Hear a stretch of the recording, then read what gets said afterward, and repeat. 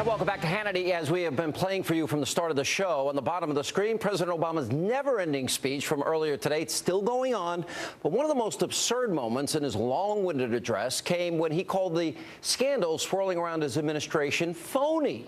Oh, really? Let's watch. With this endless parade of distractions and political posturing and phony scandals, Washington's taken its eye off the ball. And I'm here to say this needs to stop. This needs to stop. So I wonder how the members of the victims and the families feel about the Benghazi terror attack. Do they feel good about calling that scandal phony? Here to react to that much more is Kentucky Senator Rand Paul. So spying on Tea Party members and targeting them with the IRS, spying on Americans and Benghazi, it's all phony. It's all a distraction, Senator. You agree with that? Well, you know, first it was just a few rogue employees in Cincinnati. Yeah. Now it turns out it's a political appointee of his who may be involved in this. No, I think targeting people for political opposition or for religious reasons is reprehensible, and I think it rises to a really serious crime. And I think it has to be researched and investigated from top to bottom. And if this is true, someone should go to jail over it. Yeah. Well, do you think that we're getting to the bottom of these scandals enough? I think the IRS is going to take a complete overhaul, that we're going to have any kind of confidence that we're not being targeted. You know, my staff has pointed out to me that over $1 million goes from the IRS Employees Union to Democrats in the last 2 election cycles. That doesn't sound to me like a very objective agency.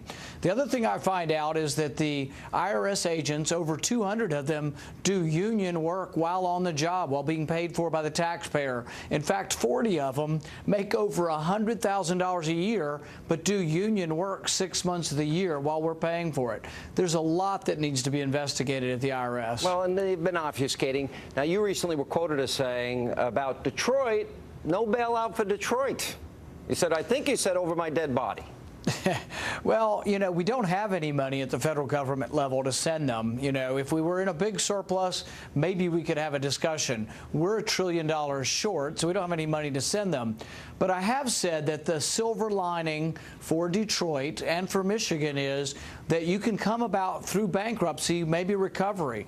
Individuals through bankruptcy get a second chance. So bankruptcy gives you a second chance to write contracts where government officials will be paid maybe the same as private officials, private employees, and not twice as much, where their pensions will be equivalent to private employees and where their health benefits will be equivalent, not twice as good as the private sector. Then maybe they have a chance to recover.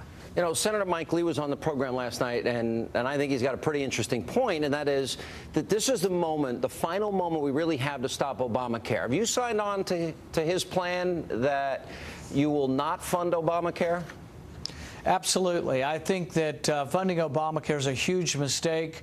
I think what's going to come out of Obamacare is worse than anybody can imagine. I think it will lead to bankruptcy in the states that are fully embracing it. I think it will lead to less people having an insurance as they find out the insurance is so much more expensive than their current plan. Not only will they not have to be able to choose the same doctor they had, they may not be able to afford the insurance. The other thing that's going to happen is maybe your employer says, for me to negotiate contracts, it's cheaper for me to pay the penalty, which the penalty is pretty cheap compared to insurance.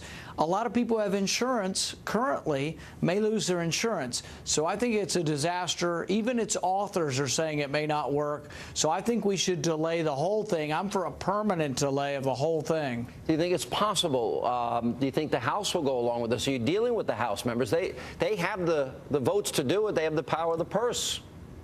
You know, the House has voted several times to repeal Obamacare. We've voted in the Senate, but we can't win. The thing is that Democrats are going to have to own up that this is their baby. Why are they delaying it beyond the 2014 elections?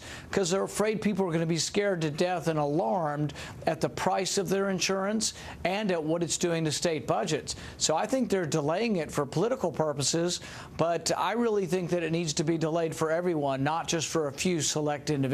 See, what I like about Mike Lee's plan, though, is he's going to fund the entire rest of the government, except for Obamacare.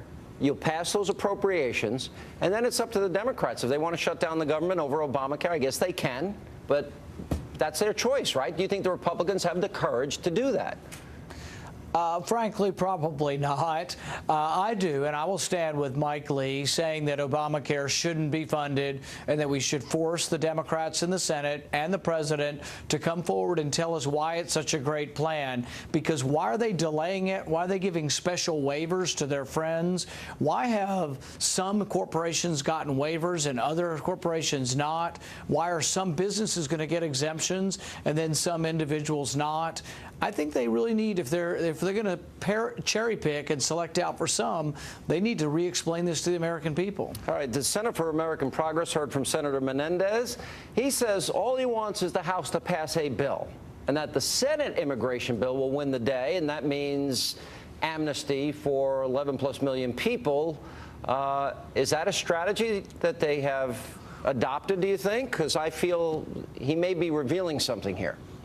You know, I'm concerned about what could happen in conference committee. I am for immigration reform, though, and I think if the Speaker of the House holds true and says we're going to have a Republican bill come out of the House and that's all we're going to vote on and we're going to use our leverage to get good immigration reform, I'm hoping it can be something I can support. But I am very concerned